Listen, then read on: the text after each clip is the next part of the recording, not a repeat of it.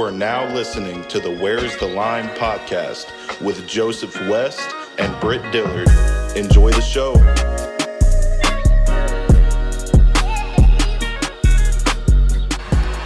Milton gonna take a shot wide open and just strutting in is Keaton. Joe Milton does it again.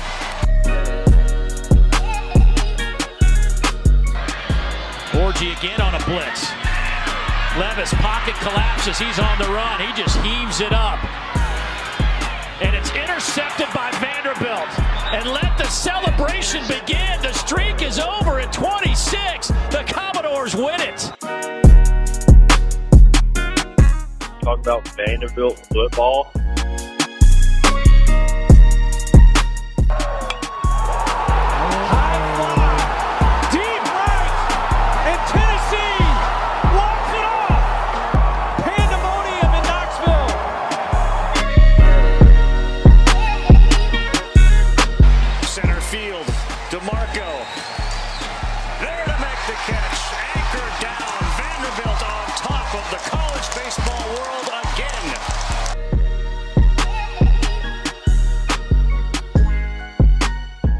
All I gotta say, and you're going to hell. Bye. Another edition of Where's the Line? It is Thursday, August 15th, episode number 132. My name is Britt Dillard, joined here by my great pal, Joseph West. How are you today, brother? Fantastic, Britt. How about yourself? Doing great. Enjoyed some fellowship with you before hopping on here. It's always good. Got them wings. That's right. Man, those are good wings, too. So good. So good. No free publicity. No free publicity. They need to. That's right. Yeah. We got to have some money. They need to reach out. But Britt, it's August 15th. Football is, when you're listening to this, 15 days away. Football is 15 days away as this is getting caressed into your ear. Britt, how excited are you? On a scale of 1 to 10, I'm probably a 9. Creeping up. I was probably at 8.5 last week. Now, the college football video game has helped a lot. It has helped so much with getting me excited for football. But Tennessee sports in general, with baseball and football being, or with baseball and basketball, being so good. The Olympics, this college football video game. This offseason's been pretty mild for me. Now, this next 2 weeks might suck, but it's been pretty smooth sailing for me. Yeah, not for me. This has been like the longest offseason ever for me, I think. It's been pretty brutal. Obviously, our baseball team was not as good as normal. Our basketball team sucked. But this is where we turn it around, I do believe, rocking my new Vanderbilt hat. Last week, we previewed the special teams and defense. Less fun than the offense. We're going to get into the offense this week. Started UT last week. Let's start Vandy this week. Let's do it. Britt, you want to start with the big men, or are we going playmakers first? Yeah, let's do playmakers first. Playmakers first. All right, let me get this pulled back up here. Okay, let's start at running back then. Are you fine with starting with running back? We're going to run the ball a lot. Vanderbilt is totally switching their offensive scheme. Last year, we threw the ball 60% of downs, or 60% of plays, sorry. And, you try to air it out a lot. You didn't focus on the run. This year's going to be different. We're going to probably run the ball 60% of the time. And the starting running back is going to be no other man than the man himself, Cedric Alexander. He's 100% going to be the starter. I'm 100% sure about this. Backup is probably going to be A.J. Newberry with a little bit of Monty Jones. Monty Jones transferred from New Mexico State. Britt, Cedric Alexander, I thought looked really good, maybe from a bias standpoint of last year. But what did you think of the limited action that you saw, Big 2A, Cedric Alexander for the Doors last year? I'm not going to sit here and pretend like I have an opinion because I don't. You caught me off guard. No, I'm not going to sit here and lie. I don't want to lie to the people. I respect that. That's my bad for calling you out. So the top three there, Cedi, A.J. Newberry, and Monty Jones. At wide receiver, I think On the outside, you've got to be looking at Quincy Skinner. Quincy Skinner seems like every time he's touched the ball, he's been electric for the Doors. Just hasn't seen him on the field a lot. He's behind Shepard, behind London a lot, dealt with injuries. So, I don't know. Quincy Skinner's the outside one, though. Jeremiah Dillon, who we got from Ole Miss, has been hurt. He's probably the backup. Maybe a little true freshman Joseph McVay action on the outside there. But you'll be seeing those guys at receiver to kind of fly through them. At the other receiver, give me Junior Sherrill. Dude's a beast. Backup. Probably Darian Wiley that we got in the portal. But Junior Sherrill's going to be your best wide receiver, your best target, or your second best target behind guy I'll go over in just a second. But Junior Sherrill's a stud, quick. I think you could, as long as you can keep him in the inside, as if your outside receivers can step up and you can keep Junior Sherrill to the inside, you're going to see him in the Luther Burden-esque role with what Luther does, with a lot of sweeps, a lot of little dump offs, wide receiver screens. I think you'll see a lot of those to Sherrill. We're just going to try to get him in space. His backups, Darren Wiley, already said that, perfect. At the slot receiver, give me Richie Hoskins, the walk-on, the white man. He's a killer. I think he is going to start at slot wide receiver. He's had a great camp. They said he's looking better and better. Apparently he works really hard. He's a great route runner.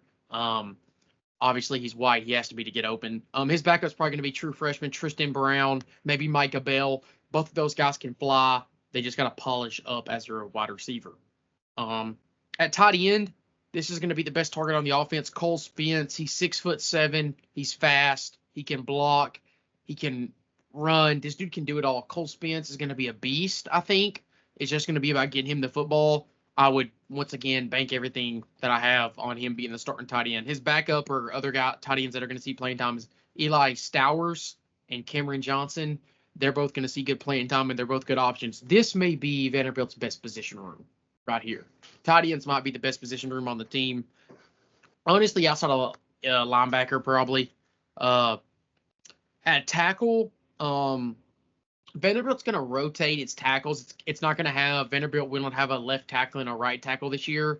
They're going to have a quick tackle and a strong tackle and a quick guard and a strong guard.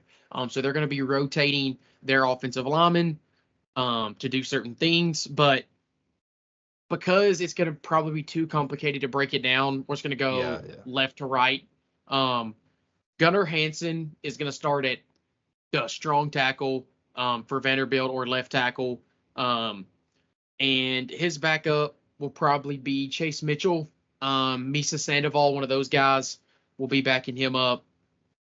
Another guy I've got, let's see, at left guard, honestly, I have no idea. Grayson Morgan might start if he can ever get healthy. He's been out for a couple weeks. He dealt with a lot of injuries last year. You've got Kivo Wesley, who came back, entered the portal, but then came back. Don't really know what he's going to do. Xavier Castillo's there. I have no idea. I don't know who's going to start at left guard. I really don't. Starting at center is the Prince himself, Stephen Losoya from Mississippi State. 10 out of 10. 10 out of 10 guy here, Stephen Losoya. He's him. Can't wait to see what he does at center. I think he's a really good pickup, one of Vanderbilt's best in the portal. His backup's going to be another transfer from Minnesota, Cade McConnell. So we're pretty set at center. Right guard, we've got Big Glow, Stephen Hubbard. Give me Big Glow. We got him from the Miners, UTEP. He's looked great in camp. He's 6'7". He's huge. He's a behemoth of a dude. His backup will probably be Gage Pitchford. We're never seeing him, Stephen Hubbard, for life. I think he's our best offensive lineman. At right tackle, give me Chase Mitchell. I said he's backing up Gunnar Hansen. Obviously, I think he would slide over there if he has to. And then his backup will be Misa, where Misa would come in if something happened to Chase or if Chase had to go get Gunnar's spot. But the offensive line is going to be a lot better, I believe, than what we've seen in the past. And Vanderbilt's best offensive line probably maxes out in the SEC at like 7. Like if Vanderbilt had their absolute best offensive line on the field ever, it would probably max out at like 7, maybe 6. I don't think we get into the top 5. So you really just got to hope this offensive line plays up to its potential. I think that the new scheme is going to help them. It does worry me a little bit because I think it could go really bad. But I think if what they're saying is correct and they've been picking it up, I think that you're going to see this offensive line be much improved and this offense pick up its numbers. I mean, when you're bottom 40 in the country in every category, it's going to be hard not to get your numbers up. But I mean, our defense last year was bottom 10 in every category but one. Third down conversions, we were bottom 10. Fourth down conversions, bottom 10. Points per game, bottom 10. Yards per game, bottom 10. Like, it was terrible. So this team is just, to me, bound to get better. And I think this scheme is going to make it interesting. We'll see what happens. Okay. Good job there. Thank you, sir. Thank you. Are we talking about Tennessee now? Yes, we can. Okay, we'll talk about Tennessee, and then we'll circle back and do like a breakout. Breakout. Okay, got it. And then I'll ask you a question. All right, this is behind the scenes. Everybody ignore this. Then I'll ask you. I'll just ask you then. I don't know what I'm doing. Okay, Tennessee. Offensively, this is the bread and butter. This is Josh Heupel football. Tennessee's offense. Okay, you ready? We're starting at running back. Dylan Sampson, Jr. from Red Stick, Baton Rouge. Dylan Sampson. His backup's Cam Seldon. He's been banged up. I don't think he's practiced much during fall camp. Behind him, probably Deshaun Bishop, freshman. Running back may be it's not a concern, but they do get a heavy load in Josh Heupel's offense. So, did you go over quarterbacks? I didn't. I skipped quarterback. Okay. Do you want to do that right now? Yeah, really quick. Quarterback. How did I forget the most important position on the field? Quarterback, I think, is going to be starter. Transfer from New Mexico State, Diego Pisson-Pavia. Diego knows the system. He didn't transfer in his last year of football to play backup when his head coach and his OC came with him. I think the starter's Pavia. You're going to see Johnson in packages. Johnson's got to get better at throwing the football. He's got to. I've heard he misses way too many short passes. He will not play if he does that. So Johnson's got to get better. You're going to see him in packages, though. He's an elite athlete. Quarterback's going to be okay for the Doors this year. Okay, good job. Running back Dylan Sampson, Cam Seldon, Deshaun Bishop. I'll hit quarterback. Obviously, Nico, redshirt freshman. It's going to be really good, I think. His backup's Gaston Moore. Behind him, Jake Merklinger, freshman coming in. Pretty promising, 4-star. But if Nico has to come out, it's going to be Gaston Moore going in there. At wide receiver, in my opinion, the strength of this offense, not of the team, but of this offense, you've got 9 receivers that you feel good about, and honestly, not enough wealth to spread around for these guys. Josh Heupel's not really known to rotate receivers at all. It's normally just 3 or 4, and that's all you really see. I mean, you don't substitute on offense really. But on the ends, well, I'll just start with one end. Brew McCoy will be a starter. I'll read my 3 starters first and then their backups. Brew McCoy, starter, senior, coming off an injury, looks to be back 100% this year. Chris Brazel, transfer in from somewhere. Tulane, maybe? Is Tulane the Green Wave or the Wave or whatever? It is, yep. Yeah, Chris Brazel, freshman All-American last year. Really excited about him. And Squirrel White. Obviously, Squirrel White, great player. Not a great guy. Some are saying. Sources. And they say don't meet your heroes. So they do. They do say don't meet your heroes. Yeah. And this is where it gets into this receiving room is so crowded. The backups, Dante Thornton Jr., a transfer from Oregon, came in last year, had kind of a rough start, started to come into himself, and then got injured against Missouri. But he's a really good player. He'll get a lot of playing time. Caleb Webb, another guy you're excited about. Also, Chaz Nimrod, a guy that got a lot of playing time last year, really good player. He's a sophomore. Third string, Mike Matthews, freshman. I would have Mike Matthews in the second team, but he just hasn't practiced in the fall. He's been banged up. He just has not practiced much. And when it's this crowded, you can't miss practices. Like you were just naturally going to get passed over. But like we've talked about, I think Mike Matthews should play this year. I think you need to get your freshmen more involved. And then Nate Spillman, he's a redshirt freshman, and then another true freshman, Braylon Staley, who has looked really good in fall camp from what I've heard.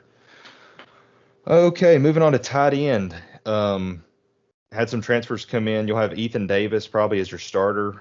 He's a freshman. He did not transfer in, but behind him, Holden Stays from Notre Dame and Miles Kitzelman from Alabama. I think Miles Kitzelman, he wasn't really a flashy transfer coming in. Not many people were after him, but I think he'll get a lot of playing time. I think it's underrated coming from a program like Alabama. Just the competition that you practice against at the very least is a good experience. Moving on, offensive line, left tackle, and like you said, it's kind of hard to do a 1 and 2 on the offensive line because I mean if your left guard goes down or if your left tackle goes down, you'll have a guard slide over there. It's just kind of hit or miss. But left tackle, starter, Lance Hurd, transfer in from LSU. He's a sophomore. Behind him, Larry Johnson III. Left guard will probably be Jackson Lampley. Behind him is either Andre Carrick, who's been hurt all fall, or Sham Umarov. Center's going to be Cooper Mays. He's your veteran. He's the leader. Behind him, either Vyson Lang or Marcus Satterwhite. I lean Satterwhite there. At right guard, Javante Spraggins, another veteran. He's been around. Aiden Bassell backing him up. And right tackle, Waffle House, John Campbell Jr., and redshirt senior Dane Davis behind him. So a lot of experience on the offensive line. I expect this offense to be, quite frankly, top 5 in the country. If it's not top 5 in the country, I'm disappointed. I will say this.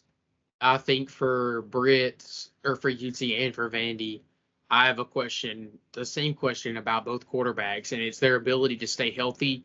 Neither one of them have taken a lot of shots in the SEC week in and week out. Obviously, Diego played Auburn last year. None. Nico only played against – who did he play against last year? Iowa. That's pretty much it. Yeah. So he played against Iowa. Didn't really get hit at all. Now, Diego and Nico are definitely different. Diego's 5'11", 100 and something pounds. And Nico's like, what, 6'6"? 6'6", 210. He's supposedly put on some weight. So. Yeah, in his pictures, it does look like he's put on a little weight. He also does still seem a little scrawny to me. He could be like Lamar Jackson and just like be slithery and never get hit hard, but I don't really see him moving like that. So I would say the one thing is going to be important for both teams is just to keep your quarterback from getting hit. Because, I mean, they both are either smaller guy in Diego's part or a thinner guy in Nico's part. And it's going to be easy to get banged up when you start getting hit in the SEC. Oh, yeah, for sure. That's why your backup's so important. I think having Gaston Moore, I mean, he's been with Josh Heupel for his whole career. He's a super senior. He's a COVID senior. So he knows the offense. Diego, if he goes down, you got an elite athlete behind him, 247 ranked backup quarterbacks. Nate Johnson was ranked the 15th best backup quarterback in the country. So at least you have a really talented guy back there.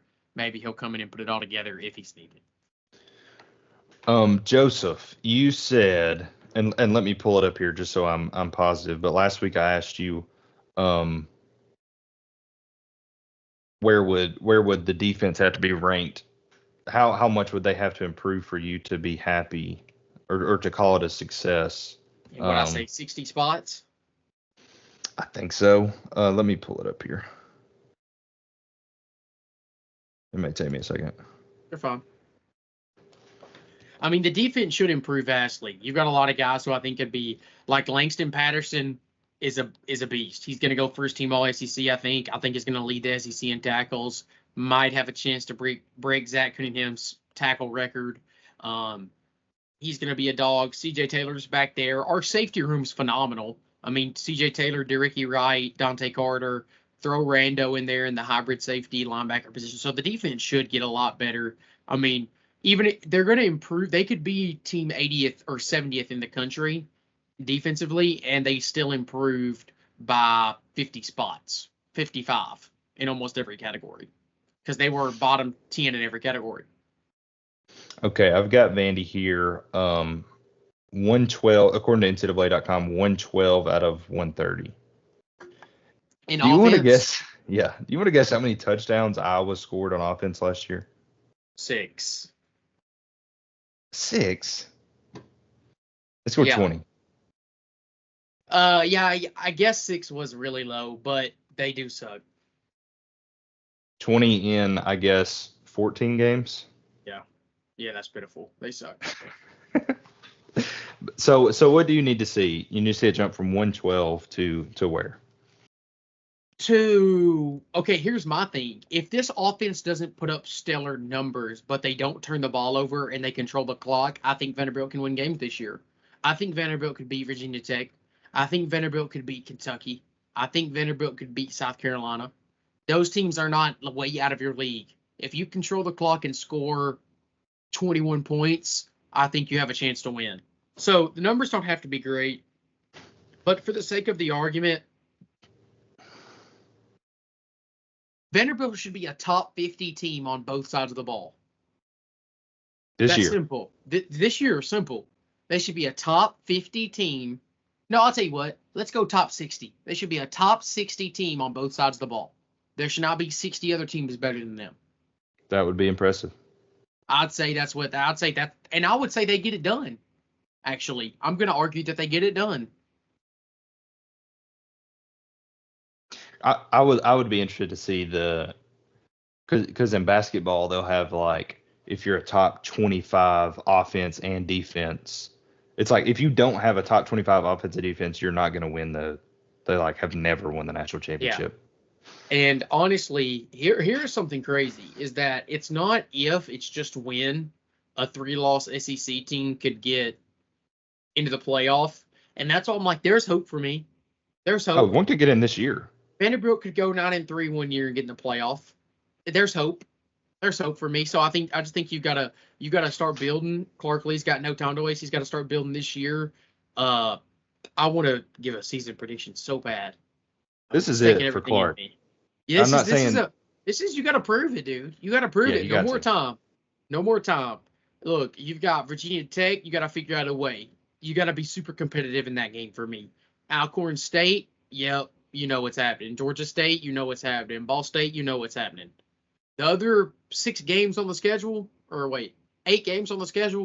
we'll see what happens. You got to get active. You better get active. You better be doing everything you can. Defensively, I want the kitchen sink. Offensively, I want the kitchen sink. Give it to me, Clark. Put it all on the line this year. Show us how big that thing is, Clark. Put that thing on the table, brother. And we need it. All it takes is 1 year. That's all. That's all it takes. Listen, Vanderbilt just had top 10 NIL money in college football last offseason. Okay? They ended up divvying out about $8 to $9 million in NIL revenue to players, which isn't a ton, but in one offseason is a lot. $9 million. Oh, yeah. They've used almost all of it from high school players now and everything, because we had about 20 million total, and 20 million has been spent. So with that being said, we need a year to prove it that money matters. This year is so crucial for the Doors, because if they miss this opportunity, I fear they never will get the support again from the admin ever. Right now, it's their chance. You got to find a way for me to win 5 football games. Got to. There's no other option. You got to find a way to get me 5. Get me 5 wins. Show me you're back on the hill to success. You've got Nate Johnson back next year, assuming you can keep him in the portal. You would have a lot of guys back. Langston would come back. Dante Carter would come back. Once again, assuming you can keep all those guys with money. I mean, you would have a lot of good pieces that would come back. Got to figure out a way. No more time. Yeah, and using Tennessee as an example, and I'm sure that opposing fan bases are getting sick of Tennessee fans talking about beating Alabama. And at a certain point, like, it's time to stop talking about it. But I mean, you're still seeing the effects of that game in recruiting. I mean, Faison Brandon was at that game. He was 14 years old and just committed to Tennessee as the number one quarterback in 2026. Yeah. Is that next class? Something like that. I mean, that one game. Just think about the impacts that one game, let alone one season, can have on an entire program as far as donors, getting donors locked in, getting recruits interested. I mean, throw in a new stadium. Oh my gosh. Throw in new coaching staff coming in. You can sell change before it even happens with a new coaching staff. So it doesn't take much. Or it takes a lot, but if the dice roll right, if everything falls right, it can be done in 1 year. Yeah. No, I agree. I think the home run success to me is you go to a bowl game this year. That would truly be like end of the year being ranked for us. Like, it wouldn't be playoff good, but it would be like we were ranked at the end of the year. If you found a way with this schedule, as tough as it is, playing 6 or 7 ranked opponents this year, like, you've got Texas on the schedule, you've got Bama on the schedule, you've got LSU on the schedule at Death Valley at night, you've got UT on the schedule, you've got Virginia Tech on the schedule, which they're ranked 27th right now. Like, you've got a lot of good teams on the schedule. Kentucky on the schedule, they're ranked, I think, preseason, right, Britt? There's a lot of good teams on the schedule. Missouri. So. I know Missouri's ranked. Missouri's ranked. So number 10, I think, or 11. Yeah, I think Missouri was 11. So Vanderbilt's going to play a lot of good teams. They just got to figure out a way. 16 days from the time of recording this. I cannot wait. I cannot wait for football. I'm so excited. Britt, breakout player. You said we were going to circle around. It's time to circle back. Offensive, who you got? Offensive, non-transfer. I've got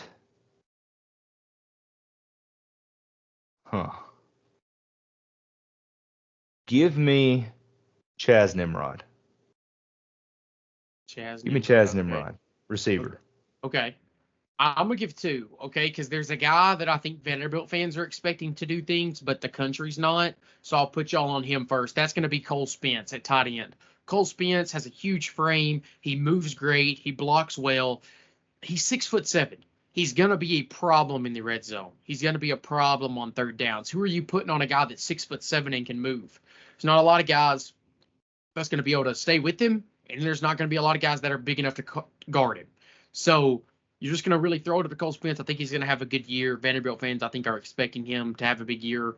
Another guy who is just a wild factor to me is a couple of the freshmen, to name a few, Joseph McVay and Tristan Brown, but then also Micah Bell, who has a long way to go as a receiver. If you've played with him on NCAA, he's got 96, 97 speed. Dude can fly in real life. He just hasn't polished him. He's just switched to receiver. He's been playing corner at Notre Dame. So he just has been working on his craft as far as being a wide receiver, but he could be a big piece if you could just get him some jet sweeps. If you could find him a way to get the football, I think it would be awesome. He may never see the field, but Cole Spence is going to be the immediate impact. If somebody crazy comes along and Vanderbilt wins 7 games, I think it was a guy like Micah Bell showed up. Yeah, I have an honorable mention. Kitzelman, Miles Kitzelman, the transfer from Alabama. I want to show everybody this. These are flowers that I just had an autism moment. I'm sorry. These are flowers that I picked at my house. Those are pretty ugly. They're the perfect shade. Those are pretty ugly. Yeah, football. I literally can't wait. Next week, record predictions. Yeah, season predictions. We will break down both UT and Vanderbilt's schedule. We will give a total breakdown of why we think what we think, which can be insane, but it won't be, because me and Britt, we're ready for football. We're locked in. Really as good as it gets here. Tennessee fans, if you're watching this the day it comes out, we're on commit watch. Saturday. Offensive tackle, number 4 player in the country, number 1 tackle in the country, David Sanders Jr. Also, let me add this as well. Yesterday was my last day at my current job, and I have a coworker there. She's very nice. She does have a big fatal flaw. She's a Tennessee fan, pretty big Tennessee fan. And she was like, "Hey, Joe, last day, let's make a bet." And I said, "Okay, what kind of bet do you want to make?" She was like, "Let's bet on the Tennessee and Vanderbilt game." I was like, "Okay, we'll bet on it." So this is the bet we made. I'm going to say it so I live up to my word because I am a man of my word. I said this. She said, "Okay, what do you want me to do if Vanderbilt wins?" I said, "Easy. Vanderbilt wins." She's a student at UT. I told her she has to wear a Vanderbilt shirt to class all day, all of her classes, on whatever day she has the most classes. She's got to wear a Vanderbilt shirt. She's got to wear a Vanderbilt shirt to class. And we're going to go live on Instagram together, and she's got to sing Dynamite. Okay? That's pretty easy right there. Because if we win, it's an upset. It would be crazy. It would be insane. You would have to do something wild. So that was our bet. On my end, it's pretty simple. She wanted me to bet straight up win. I'm not betting a straight up win here. The field is imbalanced. I bet if UT beats us by more than 17.5, more than a touchdown and a field goal, anything more, 17.5. 17.5. That's 2 touchdowns and a field goal. So did I just say one? I'm sorry. 2 touchdowns and a field goal. 17.5. They win by more than 17.5. I will sing Rocky Top. On here? No, to her, but she said she would record it. To her? It's fine. Yeah. She's gonna record it, so it will get posted. Okay. But I'm a man of my word, so I had to say that on here. It was probably a stupid bet, but my pride was talking a lot, so I couldn't help it. But I don't think UT 17.5 points better than us. Don't worry, Vanderbilt Commodore fans listening. We're back this year. No, the score will be 42-28. 20. 22 points is an early call. I'm going 42-28. Vandy wins. Oh, okay. Yeah. Hey, you never know what's going to happen. That is true. I think it could be the year of the Doors. Next week here on WTL, you're going to find out, do I think the Doors are going bowling? Yes or no? Pretty simple. Okay, I'm done. Me too. I'm out of here. It's been good. Anchor down, guys. 15 days from the date that you're listening to this. First Bank, I will be inside you. Can't wait. Anchor down. Go Vols. Goodbye.